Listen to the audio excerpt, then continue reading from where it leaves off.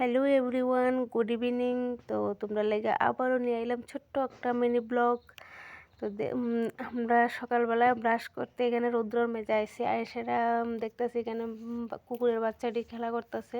আমরা বাড়ির কাছে একটা কুকুর আসছিল, তো এটা বাচ্চা দিছে, 6টা বাচ্চা দিছে। আর তখন বাচ্চাটি দেখতেছে খেলতেছে, তো দেখে সেটা খুবই ভালো লাগতেছে। তো কই না বন্ধুদের সাথে একটু শেয়ার করুম, একটু ভিডিও ক্লিপ করে তো করছি।